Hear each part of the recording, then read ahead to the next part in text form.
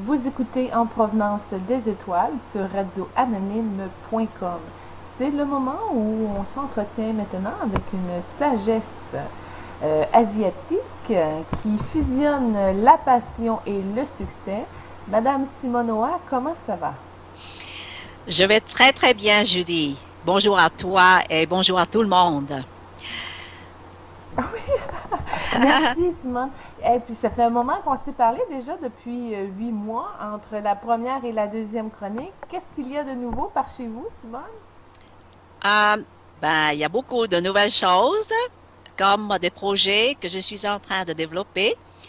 On va aller beaucoup en entreprise vers l'automne et je vais faire beaucoup de conférences en entreprise et j'ai des programmes de formation et coaching aussi à offrir aussi aux entreprises. Alors, c'est très, très intéressant et c'est très, très excitant pour moi.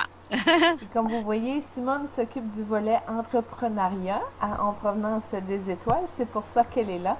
Aujourd'hui, l'ingrédient succès pour un entrepreneur, qu'est-ce que c'est, ma belle Simone? OK. Pour moi, je vais partager ma propre définition du succès et de la réussite parce que je suggère que tout le monde doit définir le succès ou la réussite pour eux-mêmes d'abord. Oui, parce qu'on peut être travailleur 40 heures semaine et aussi aller Exactement. chercher la réussite. Exactement. C'est pas seulement sur le côté entrepreneur, hein. Alors, si on définit la définition de la réussite pour soi-même, on va vivre sa vie selon cette définition. Tu Qu'est-ce penses que pas? c'est la réussite OK. personnelle? OK. La réussite personnelle, pour moi, c'est d'atteindre un but qu'on se donne, hein, pour accomplir quelque chose pour sa vie personnelle. Maintenant, la réussite ne doit pas être très, très, très grande.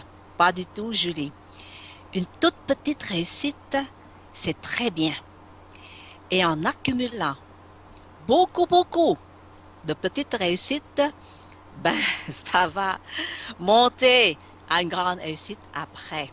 Alors moi, je conseille aux gens de réussir avec de petites réussites d'abord et en plus de ça, se reconnaître avec ça, se taper sur l'épaule et se rémunérer ou bien on dit ça, se récompenser avec quelque chose qui soit fun, quelque chose qui nous donne de la joie et on a beaucoup de plaisir. Alors comme ça nous motive encore d'accomplir encore de petites réussites parce que je pense que dans la vie, si on réussit, ce ne sera pas très grand, c'est pas grave, on doit se récompenser. Tu penses pas? OK, on va prendre un exemple qui n'a pas rapport avec l'entrepreneuriat. Ouais. Le matin, maintenant, je change un comportement. Pendant la prochaine semaine, à tous les matins, je me lève, je fais mon lit automatiquement. Dans ces jours, je me paye un déjeuner au restaurant parce que je suis bonne d'avoir fait mon lit tous les jours cette semaine sans avoir sauté un moment. C'est ça, exactement. Et comme parce que nous, on est femmes, hein, Julie, puis tu es une belle femme, je suis sûre que tu as de belles mains, ben va te faire une manicure. Juste OK. te relaxer et avoir une très belle manucure comme ça. Tu vois, ça coûte pas grand-chose, ça, mais ça te donne beaucoup de plaisir. OK, mais il y a une affaire, par exemple. Simone, Oui, l'enfant intérieur, a une petite facilité d'aller se chercher une récompense sans avoir fait d'effort. Supposons, on passe devant une crèmerie, on dit ah, j'ai le goût d'une crème glacée, on va la chercher. Mais j'ai pas fait nécessairement de quelque chose pour avoir des récompenses. Alors, comment on fait pour arrêter de se récompenser de même gratuitement comme ça pour arriver dans quelque chose de plus conventionnel, c'est-à-dire je réussis quelque chose, ma récompense est là. Sinon, je me punis, je m'abstrais d'aller chercher des récompenses parce que je n'ai pas accompli un succès. euh, pour moi, c'est pas juste une question de dépenser l'argent ou de faire quelque chose qu'on a vraiment envie de faire. Je pense qu'avant de penser à une petite récompense à soi-même, pense plutôt à qu'est-ce que toi, tu voudrais faire pour te donner du plaisir. Que ce soit quelque chose qui ne, même si c'est gratuit, mais quelque chose qui te donne du plaisir. Et je pense que en ayant du plaisir dans ce qu'on fait pour se récompenser, c'est tu même tu récompenses ton estime de soi. Tu te sens plus confiante maintenant. Tu te sens bien. Et c'est ça qui est important. Et la récompense, entre guillemets, te donne ça. Et je OK. pense que c'est important. C'est pas assez fort pour dire, OK, ben, parce que je vais aller me chercher de la récompense, je vais arrêter, changer un comportement. Si on prend, mettons, l'exemple du fumeur. Bon, ben, s'il arrête de fumer, au bout d'un certain temps, il va pouvoir s'offrir un voyage dans le sud, par exemple. Bon, ben, une personne qui dit, ben, moi, je veux me récompenser. Comment la récompense doit être choisie pour que ce soit un leitmotiv, une motivation suffisante pour l'atteindre? OK. Dans ce cas-là, regarde qu'est-ce que tu voudrais vraiment, vraiment avoir. Quelque chose de très important et quelque chose qui fait une différence dans ta vie que tu voudrais avoir. Mais si on Euh, l'a pas, ça, à la base, comprends-tu? uh-huh. Si on dit, ben, ça va comme c'est là, j'ai pas nécessairement de changement à aller chercher, je m'offre quand même ce que je veux quand je le veux. C'est très difficile d'arriver à trouver quelque chose qu'on veut vraiment avoir, surtout quand on a un mécanisme de détachement qui est là, dans le sens, c'est comme une espèce d'immatérialité volontaire, c'est-à-dire, ben, je ne veux pas suffisamment quelque chose d'assez fort. Exemple, je veux une Porsche, je veux une Porsche, je veux une Porsche, pour tout focusser mes énergies pour réussir là-dessus. Je la veux pas tant que ça, la Porsche. Elle vaut pas le sacrifice que j'ai à payer pour me rendre jusque-là. Je pense que chaque personne doit se donner une certaine valeur. Et la valeur qu'on donne aux choses, aux activités, qui vont nous aider à nous motiver à faire quelque chose de plus significatif pour nous ou même faire des changements que je pense que la plupart du temps, c'est vraiment être capable de faire des changements. C'est ça. Qu'est-ce qui va apporter plus de valeur à ta vie? Parce que tu vois, acheter une Porsche, là, c'est quelque chose de matériel, c'est quelque chose à l'extérieur. Ça démontre peut-être le succès financier, mais est-ce que c'est ça que tu recherches? Est-ce que ça va augmenter ta valeur personnelle avec ça? Je pense que c'est ça, là, Julie. Il faut que les gens se donnent des valeurs. Et tes valeurs à toi sont différentes des miennes. Alors, selon les valeurs de la personne même, elle pense aux choses qui vont faire enrichir sa vie. Mais enrichir comment? Et c'est quoi enrichir sa vie pour elle? Tu vois, tout ça, là, c'est plutôt le développement personnel. Prends un exemple de toi. C'est quoi ta Mhm. valeur qui t'a amené à te surpasser? Pour moi, Julie, depuis 2006, j'ai découvert le développement personnel. Et c'est de là que je me suis reconnectée et m'enfonçais beaucoup plus profondément dans le développement personnel parce que je me cherchais à ce moment-là. Hein? J'avais un désastre financier extraordinaire qui m'a ruiné à peu près, entre guillemets, mais c'est vrai, là. J'avais tout perdu et j'ai dû fermer mon entreprise. Alors, c'est le début d'une reconnexion très douloureuse, doucement mais sûrement. Et c'est là que mes valeurs personnelles, à ce moment-là, ont changé. Tu vois, parce que C'est les ça, on est priorités ont changé. obligé, là. On est Oui, obligé, ça oui, marche pas, on est dans un cul-de-sac, on est à terre. c'est ça. Mais par contre, n'attendez pas que vous tombez par terre d'une manière si désastreuse comme moi pour pouvoir se reconnecter et reconnaître quelque chose qui soit valable pour vous, pour accomplir. Et pour moi, tu vois, réussir, c'est plutôt, je prends le mot réussite comme réussir sa vie. Alors, pour toi, il faut maintenant regarder ça plus profondément pour voir c'est quoi maintenant qui veut dire pour moi réussir ma vie. Ben, c'est d'être Bien sûr, heureux, tout simplement. Qu'est-ce que je oui, peux faire maintenant pour oui, être plus heureuse? oui.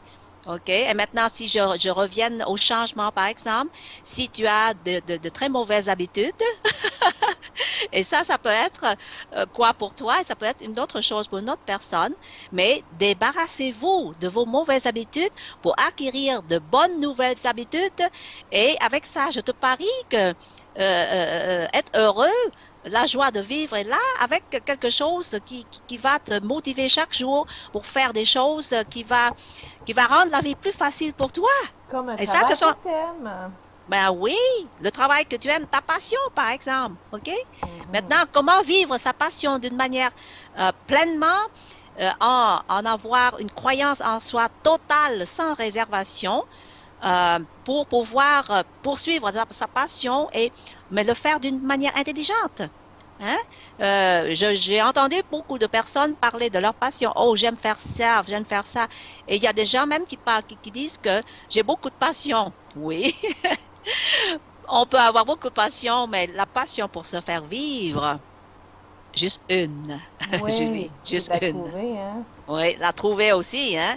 Et c'est Mhm. ça le secret de la découverte de la passion que moi, j'ai découvert moi-même parce que j'ai fait le processus et ça a pris un bon bout de temps, 4 ans et demi, à peu près 5 ans. Alors, sur ce sujet-là, je pense que je peux aider les gens. Beaucoup. Au niveau de la réussite qui est liée à la passion, Mhm. OK?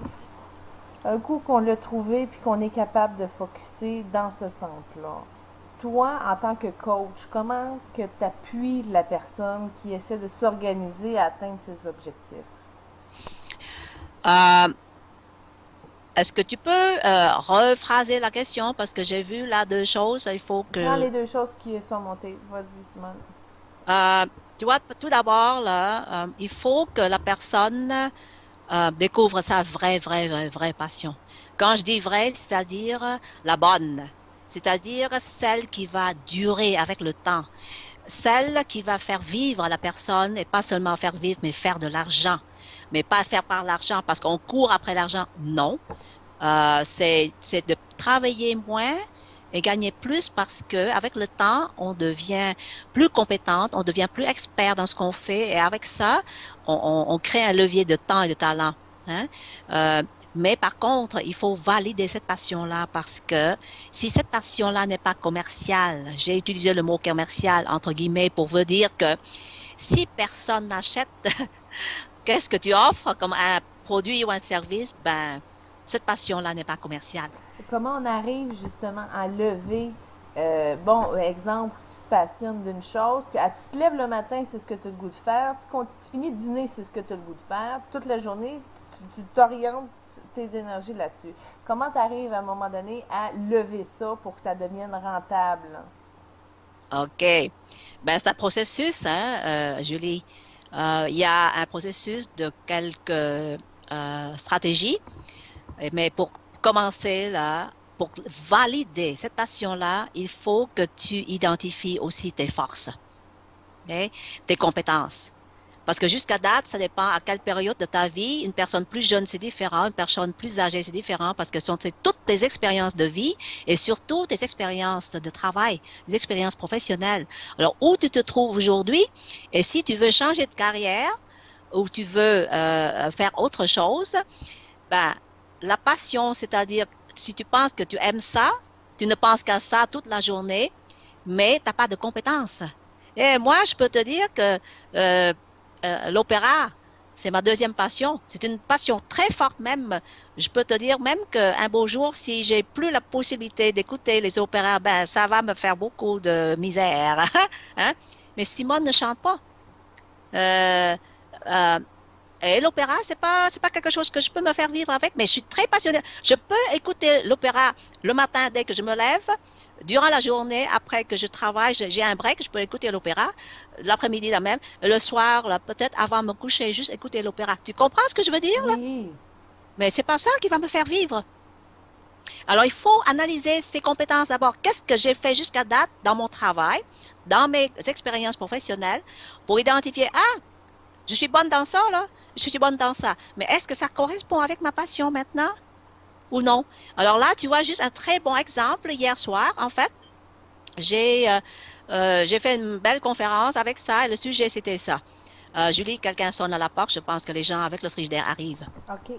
Qui est la deuxième conférence d'inspiration du succès n'a pas d'âge, qui est mon prochain livre qui s'en vient. Et j'ai appris quelque chose hier soir lors de mon événement. Et il faut dire que chaque fois qu'on fait quelque chose, on apprend quelque chose, hein. Et c'est ça mon message aussi. C'est que hier, là, j'ai des conférencières invitées, dont 4 femmes, et elles ont partagé le parcours de leur vie et elles expliquent pourquoi elles font, qu'est-ce qu'elles font en ce moment.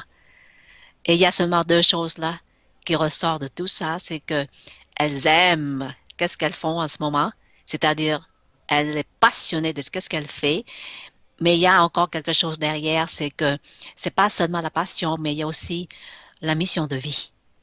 Tu vois, la mission de vie, additionnée à la passion, c'est quelque chose de merveilleux, que tu peux maintenant vivre ta vie en ayant du plaisir et l'amour pour qu'est-ce que tu fais chaque jour, mais en même temps, tu aides les autres. Et je pense que c'est ça qui est très profond.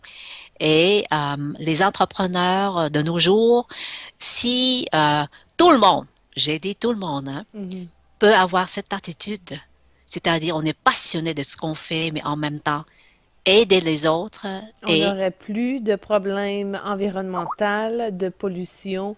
On c'est n'aurait ça. plus de problèmes de chicanes, de Ouais, batailles, de mauvais voisinage et fréquentation politique. c'est ça. C'est ça. C'est la Alors, responsabilité de la vie. exactement. Alors, il faut qu'on soit responsable de ce qu'on fait. Et en étant responsable, on contribue aussi à la société, à notre communauté. Contribuer, la contribution maintenant, c'est très, très important et c'est très, très grand maintenant dans le monde. Et le plus que tu contribues, le plus que tu donnes, le plus que tu vas réussir. C'est- Absolument, Simone. Oui, hein? Et Ça, de on là, l'a, cette sagesse-là, d'où le pourquoi que l'âge en affaires est importante. oui, oui. Alors, si je peux dévoiler à l'audience aussi, c'est que hier soir, c'était mon anniversaire. C'était le 20 Ah! mai, oui. Ouh! Et euh, comme hier, mais aujourd'hui, j'ai 68 ans. 8? Je pensais que tu étais à 64, Simone. Oh Ah, là non, là! 64, c'était en 2011.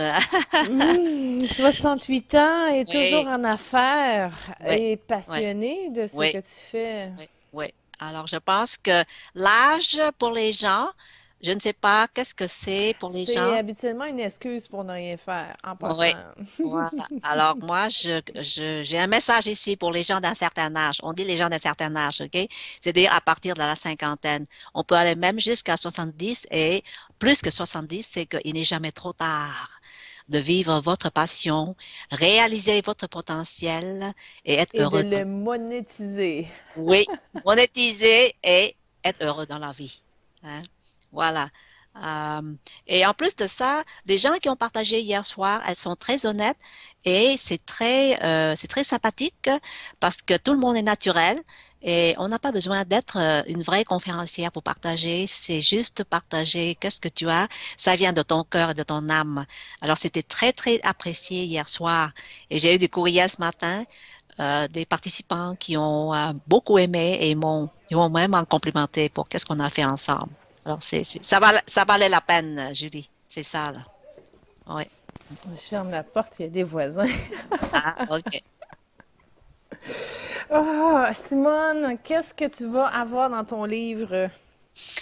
Oui, dans le livre, en fait, il y a comme beaucoup de chapitres dont je vais parler des éléments, ou plutôt la boîte d'outils de la réussite, dont exemple la détermination, la persévérance, la patience, la discipline, euh, l'état d'esprit de réussite, euh, le courage. Oh là là, le courage, ça va être un gros, gros chapitre parce que là, ça va démontrer le courage de ma mère dont je prends le rôle modèle en ce moment et je vais continuer avec ça jusqu'à la fin de ma vie, Julie. Ma belle Oui. Simone, toi qui as un petit côté asiatique, vous avez quelque chose de courageux que on n'a pas nous ici nécessairement.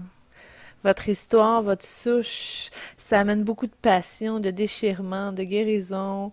Ça fait quelque chose d'immense et triste en même temps, mais de révolutionnaire. En tant que peuple, vous avez beaucoup à nous apprendre et je te remercie de partager ça avec nous, Simone. Oui, c'est un plaisir, Julie. Et durant les prochaines sessions, pour chaque session, je vais plonger un peu plus profondément dans la boîte d'outils, hein, que les gens puissent utiliser, apprendre, mais appliquer surtout appliquer ça chaque jour, Julie, c'est la pratique et la discipline. On a parlé de la discipline hier soir. Alors, la discipline, c'est quoi? C'est de faire qu'est-ce qu'on doit faire, même si on ne veut pas le faire. Et quand on doit le faire, c'est ça la discipline.